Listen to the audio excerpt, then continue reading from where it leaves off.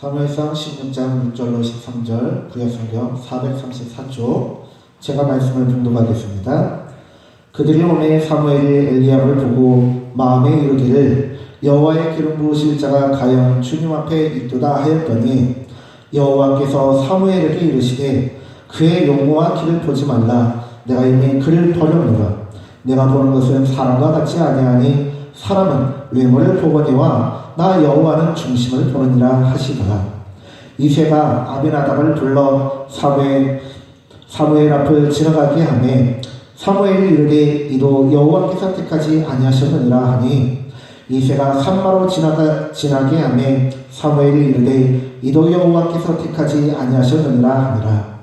이새가 그의 아들 일곱을 다 사무엘 앞으로 지나가게 하나 사무엘이 이새에게 이르되 여호와께서 이들을 택하지 아니하셨느니라 하고 또 사무엘이 이새에게 이르되 내 아들들이 다 여기 있느냐. 이새가 이르되 아직 막내가 남았는데 그는 양을 지키나이다. 사무엘이 이새에게 이르되 사람을 보내어 그를 데려오라. 그가 여기 오기까지는 우리가 식사 자리에 앉지 아니하겠노라. 이에 사람을 보내어 그를 데려오매 그의 빛이 붉고 눈이 빼어나고 얼굴이 아름답더라. 여호와께서 이르시되 이가 그니 일어나 기름을 부으라 하시는지라. 사무엘이 기름 불병을 가져다가 그의 형제 중에서 그에게 부었더니 이날 이후로 다윗이 여호와의 영에게 크게 감동되니라. 사무엘이 떠나서 라마로 가니라. 아멘. 지난주에는 사무엘상 15장 22절로 31절 말씀을 본문으로 해서 권력의 노예라는 제목으로 하나님의 말씀을 살펴보았습니다. 그러면서 하나님의 종이 되지 않고 하나님의 노예가 되지 않으면 권력의 노예가 되고 돈의 노예가 되고 세상의 노예가 된다고 했습니다. 성경에서 이르기를 한 사람이 두 주인을 겸하여 섬길 수가 없다라고 하였습니다. 군대에서도 그러거든요. 이제 군대에서도요. 이제 그 짝대기 4개 병장하고 짝대기 3개 상병이요. 이등병을 데리고 장난치는데요. 이제 서로 다른 명령을 하는 거예요. 이게 병장은 이제 그 이등병한테 야, 저 상병한테 야, 너 나쁜 놈 그렇게 해봐. 그런 식으로 하는 거예요. 그러면은 상병은 이제 야, 내가 계급은 낮지만 너 나랑 더 오래 군생활한다. 잘 생각해. 그런 식으로 갈구거든요. 그래서 이렇게 안절부절 못하는 모습을 보면서 이제 고참들이 장난을 치는 그런 경우들이 있는데, 자, 우리가 하나님과 세상을 겸하여 섬길 수 없다라는 거예요. 왜냐? 하나님의 말씀과 세상이 추구하는 바는 부딪히기 때문에 우리는 둘 중에 하나를 선택해서 한 주인을 선택하고 한 주인의 명령에 복종할 수밖에 없습니다. 세상의 명령을 듣는 사람이 되든지 하나님의 말씀을 듣는 사람이 되든지 둘 중에 하나밖에 따를 수 없습니다. 왜냐하면 우리는 한 마음이기 때문에 한 몸이기 때문에 그렇습니다. 자, 그렇기 때문에 우리가 하나님을 섬기고 하나님의 말씀대로 살아가야 된다고 했어요. 우리는 1월 첫째 주부터 해서 지금 계속해서 연계된 말씀으로 이어지는 말씀으로 하나님의 말씀을 선포되는 말씀을 들어왔습니다. 첫째 주는 여호와를 의지하라, 하나님을 의지하라는 제목으로 여호와를 의지하는 하나가 되자라는 그 말씀이 선포되었고요. 두 번째 주에는 여호와를 굳게 믿어야 된다는 말씀이 선포되었습니다. 그리고 지난주에는 여호와를 굳게 믿을 뿐 아니라 여호와께 복종하는 자가 되어야 된다고 하였습니다. 왜요? 여호와께 복종해야 다른 것에 복종하지 않기 때문에 그렇습니다. 우리가 돈을 누린다고 생각을 합니다. 그런데요, 내 돈이잖아요. 그러면 그 돈을 벌릴 수 있어야 돼요. 그 돈도 내 마음대로 쓸 수 있어야 돼요. 그런데 돈을 악착같이 모으기만 하는 것은 돈의 노예이지 돈을 누리는 게 아닙니다. 내가요, 권력을 내 마음대로 누리고 권력을 내가 쥐고 있다라고 한다면 그 권력을 쥐는 것도 그리고 그 권력을 내놓는 것도 마음대로 할 수 있어야 돼요. 그래야 내가 권력을 누리는 것이고 내가 권력의 주인인데 권력을 계속 쥐고 있으려고 하고 권력을 놓지 못하는 것은 권력의 노예가 되는 것입니다. 그렇기 때문에 우리가 지난주까지 해서 하나님을 굳게 믿을 뿐 아니라 하나님께 복종해야 된다라고 우리가 함께 말씀으로 은혜를 받았습니다. 이번 주에는 이제 거기서 한 단계 더 나아가서 우리가 하나님께 중심을 드리는 자가 되어야 한다는 말씀입니다. 먼저 오늘 본문에서 보면 지난주에는 사울이 하나님을 선택하지 않았습니다. 그렇기 때문에 여호와께서 무엇이라고 말씀하세요? 네가 나를 버렸으므로 나도 너를 버리고 다른 왕을 세우겠다고 합니다. 그럼 왜 하나님이 사울에게 네가 나를 버렸다라고 말씀하시느냐? 권력을 선택했다 이거예요. 하나님을 선택하지 않고 권력을 선택했기 때문에 그것은 하나님을 버리고 권력의 노예가 되고 권력을 선택한 것이기 때문에 나도 너를 버려서 왕이 되지 못하게 하고 내가 새로운 왕을 세우겠다라고 말씀하십니다. 그리고 사무엘상 16장 1절에서는 하나님께서 사무엘에게 이르되 너는 이스라엘에 가서 그곳에서 나를 위한 자를 기름을 부으라고 하십니다. 그냥 가면 사울이 이제 하나님께 버림받았기 때문에 맞짱까지 갑니다. 그래서 이제는 난폭해지고 사악해졌기 때문에 사무엘이 하나님께 말씀드립니다. 아니 그냥 가면은 사울이 저를 죽이려 할 텐데요. 하나님 너는 제사 지내러 갔다고 하고 그쪽으로 그 성으로 가라. 예루살렘 성읍으로 가라. 그렇게 말씀하십니다. 그래서 그 성읍으로 가서 이세의 가족을 초청합니다.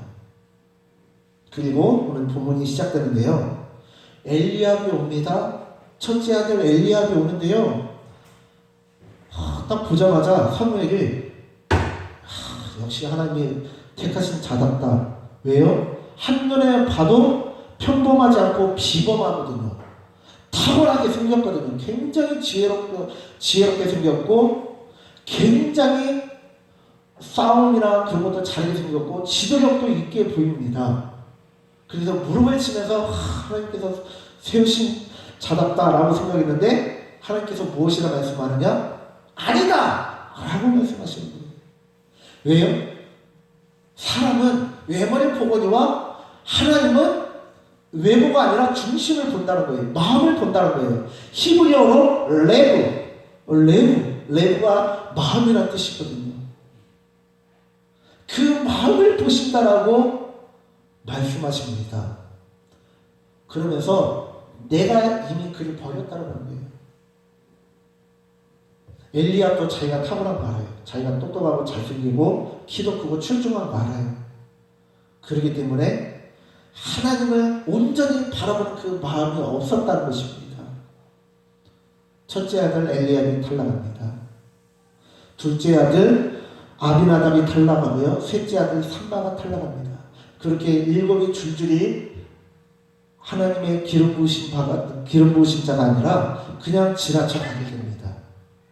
자, 그리고 이제 일곱 아들이 다 하나님의 시험을 통과하지 못하고 하나님께서 선택한 자가 아니라는 음성을 듣게 됩니다. 그래서 사무엘이 이새에게 물어봅니다. 내 자녀가 이게 다냐? 내 아들이 이것이 다냐? 라고 묻자 막내 아들은 들판에서 양을 치고 있습니다. 제가 말씀을 드리니까요 참 당황스러운 것이에요. 이새의 집이 가난한 집이 아니거든요. 왜냐면 이제 이새가 사무엘과 같이 식사하고 사무엘이 떠날 때 선물을 하나로 남겨줘요. 그런데 그 목록들을 보면 잘 사는 집이에요. 그러면 평소에는 양을 치는 자가 나가야 한다 할지라도 그렇게 이스라엘의 영적인 지도자 사무엘이 왔다고 하면 모든 자녀들을 불러 모아야 될 텐데 그러지 않았다는 거예요. 지금으로 예를 치면요, 어떤 뭐 조영길 목사님이라든지 아니면 뭐 이창수 목사님이라든지 그런 훌륭하신 목사님이 이렇게 우리 교회를 왔는데 제가 이렇게 저에게 만약에 자녀가 8명이 있었다면 이렇게 이 7명만 데리고 오고 1명은 다른 거를 시켰다는 거예요. 이해가 안 되죠. 왜냐면 그 7명의 자녀까지는 이 이세가 설마 하면서 있지만 막내 아들은 제가 무슨 하면서 그냥 들판에 양을 치는 목자들과 함께 내버려 두었다는 거예요.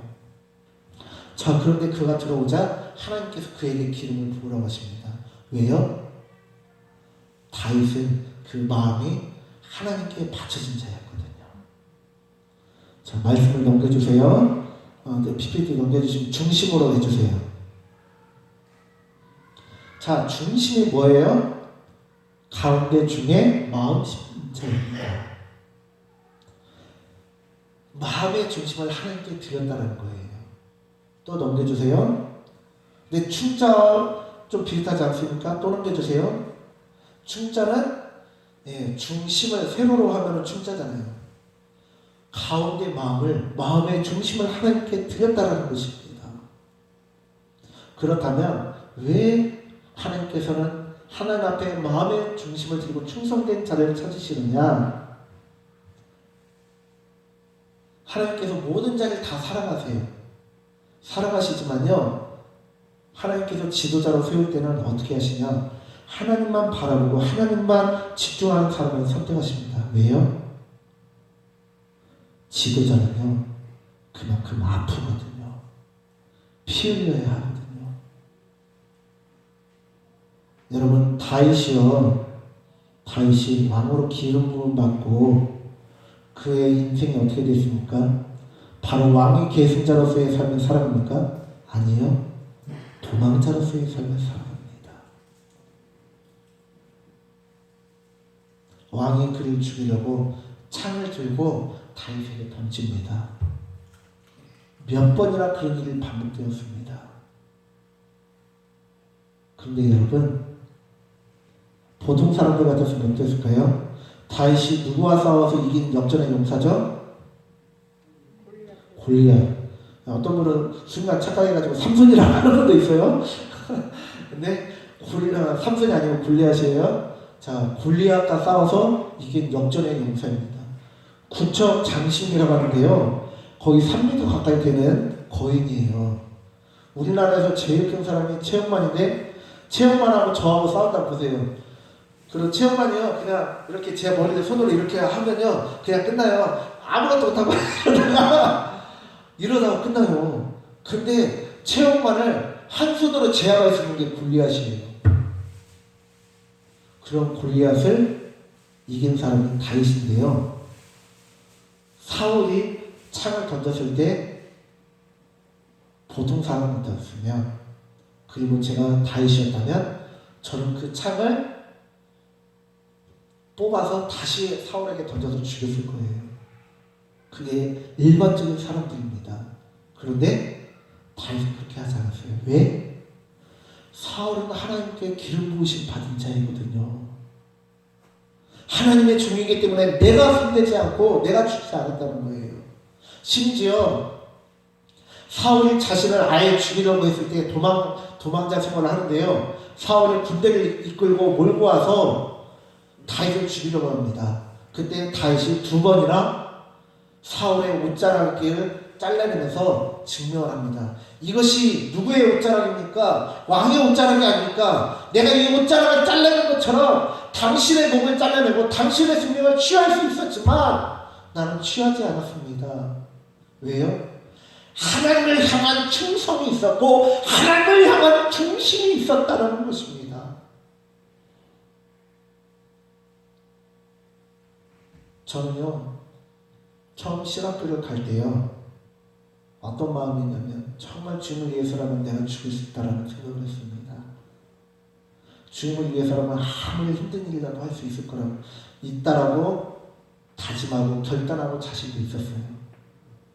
근데 사역을 하다 보니까요, 내가 생각했던 종류의 고난이 아니고, 세상 사람들은 나를 괴롭히고 교역자를 괴롭힌다 할지라도 교회 안에 화목이 있고 해야 되는데 오히려 교회 안에서 분열과 다툼이 있더라고요. 교역자인 저도 상처받는데 평신도들이 얼마나 상처받을까 하는 마음이 있었습니다. 그렇기 때문에 이런 말이 있잖아요. 신학교에 갔을 때 1학년은 목사, 2학년은 전도사, 3학년은 집사, 4학년은 평신도. 그렇게 된다고 하는데 진짜 평신도 수준을 넘어서 불신자까지 될 뻔했어요. 그 정도로 교회 안에서 알게 모르게 받는 상처도 있더라고요. 그리고 젊은 나이에 아둔하고 지혜가 부족한 때에 지혜롭게 행동하지 못하고 저에게 상처 주는 사람이 있으면 같이 상처 주고, 정의가 아니다 싶으면 대들고 싸우고 그랬거든요. 그런데요, 말씀을 보니까요, 그게 아니더라고요. 말씀을 보니까 내가 죽어야 된대요. 순교는 해외 나가서 죽는 게 순교가 아니고 교회 안에서 죽는 게 순교더라고요. 교회 안에서 죽는 게 충성이고 교회 안에서 죽는 게 중심이더라고요. 마음의 중심을 드리는 거더라고요. 목사님께 상처받은 마음을 가지고서 그 목사님을 위해서 기도하고, 성도에게 상처받은 마음을 가지고서도 나에게 창을 던진 그 성도들을 위해서 기도하는 게, 그것이 순교고 그것이 믿음이고 그것이 내 마음의 중심을 하나님께 드리는 거더라고요. 여러분, 저는요, 우리 교회가 정말 몇백 명 되는 교회가 아니더라도요, 우리 모든 성도님들이 이렇게 이 영적인 비밀을 깨닫고 주님 앞에 남들이 나에게 돌을 던지고 나를 죽이려고 창을 던진다 할지라도 그 창에 맞아 죽을 수 있는 사람들이 되기를 바랍니다. 저도 잘 안 되거든요. 근데 저도 계속해서 저를 돌로 쳐 죽이고, 계속해서 스스로 나 자신을 매일같이 기도하면서 말씀을 보고 하나님과 교제하면서 매일같이 저를 돌로 치는 것이 아니라 창으로 내 심장을 찌르거든요. 죽는 연습을 해요. 죽는 기도를 해요. 하나님, 저 죽어야 됩니다. 죽어야 됩니다. 죽어야 됩니다. 죽여주세요. 죽여주세요. 제가 죽어야 성도들이 살고 교회가 살고 하나님 나라가 살거든요. 제가 죽지 않았기 때문에 열매가 맺지 않는 거거든요.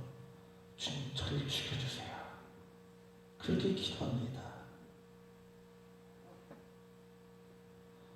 마음 한가운데에 창이 들어와서, 마음 한가운데 창이 들어와 찔리는 것이 성이라는 거예요.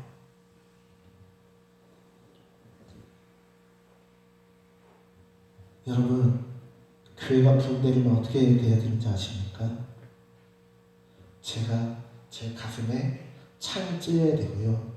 여러분들 한 사람 한 사람 가운데 심장에 창이 찔려야 돼요. 죽어야 돼요. 그렇지 않으면요, 어떻게 되는지 아세요? 조금 부흥하는 것 같다가 흩어지고, 조금 부흥하는 것 같다가 흩어지고, 그렇게 되거든요. 하나님의 영혼을 보내주셔도 서로 다투고 싸우다가 또 갈라지고 또 갈라지고 그렇게 되는 거예요.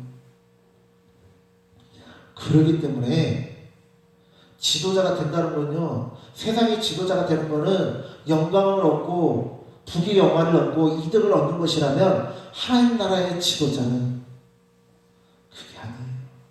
섬기는 지도자이고 죽는 지도자이고 매일같이 찔려 죽는 지도자입니다.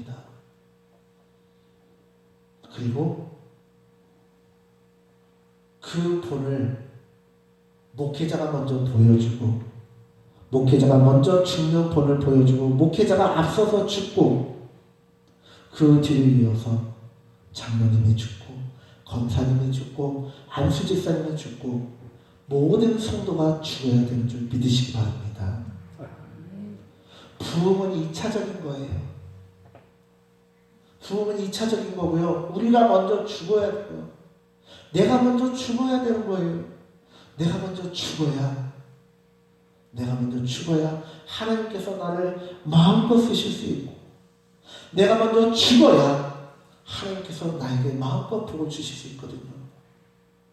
여러분, 로또에 당첨된 사람들 중에 90%가요, 오히려 인생에 로또에 당첨되기 전보다 더 패망하고 90% 이상의 사람들이 기초생활 수급자가 됐다고 그래요. 그럼 나머지 10%는 무엇이냐? 철저히 자기를 통제하고 컨트롤할 수 있는 사람이에요. 교회도 마찬가지입니다. 오히려 우리가 죽지 않으면요, 교회 부흥되는 게 상처받고 아픔이 있는 아픔 받는 기회예요. 그런데 내가 먼저 죽고 내가 먼저 매일같이 죽어야 하나님께서 마음껏 복을 주시고 하나님께서 마음껏 우리를 사용하실 수 있는 거거든요. 사랑하는 성도님들, 어제 말씀 묵상 기억하십니까? 보신 분도 있고 안 보신 분도 계실 텐데, 어제 말씀 묵상을 제가 안어로, 그리고 헬라어로 에이스, 가자 에이스 있죠? 그거 똑같은 거예요. 에이스, 그걸 말씀드렸습니다. 무엇이냐? 주님의 말씀이 내 안으로 들어와야 돼요. 내 안으로 들어온다는 건 뭐예요? 내 안으로 들어와서 나를 죽이신다는 거예요. 말씀의 열매를 맺는다는 건요, 내가 죽는다는 거예요. 내 마음의 가시떨기 하나님께서 제거해 주신다는 거예요. 내 안에 바위 철저히 깨우셔서 기경해 주시고 곤란해 주셔서 옥토로 만들어 주신다는 거예요. 밭두렁이라고 하는 그 길가, 성경에 나와 있는 길가는요, 밭 한가운데, 논 한가운데 가로질러서 갈 수 있는 길을 만든 것이, 그게 성경에서 나와 있는 예수님의 씨 뿌리는 비유에 나와 있는 두렁이라는 그 길이라는 것이 바로 그 밭두렁, 논두렁이거든요. 그걸 없애고 거기도 논으로 만들고 밭으로 만든다는 거예요. 매일같이 내가 죽어야 돼요. 내 안에 있는 가시떨기가 제거되고, 내 안에 있는 바위가 깨지고, 내 안에 있는 논두렁이, 밭두렁이 없어지고, 내가 좋은 땅이 돼야, 기름진 땅이 돼야 말씀이 열매를 맺는다고요. 그러기 위해서는 어떻게 해야 된다고요? 내가 죽어야 된다고요. 내 안에 매일같이 돌로 치는 수준을 넘어서 매일같이 싸늘한 비수가 날아와 꽂혀야 되고 창이 날아와 꽂혀야 된다는 것입니다. 사랑하는 성도님들, 그렇기 때문에 믿음의 길은 쉬운 길이 아니고 어려운 길이고 고난의 길이라고 말하는 것입니다. 순교의 길, 십자가의 길, 매일같이 내 심장에 싸늘한 비수가 날아와 박히는 죽음의 길을 가시겠습니까? 그 길을 결단하셔야 돼요. 그 길을 결단하시고 나아가야 하나님의 뜻대로 살아갈 수 있고 말씀의 열매를 맺을 수 있고 30배, 60배, 100배의 결실을 얻는 기름진 땅이 되는 것입니다. 사랑하는 성도님들, 여호와를 사랑하며 충성하는 우리 모두가 되기를 간절히 축원합니다. 기도하겠습니다.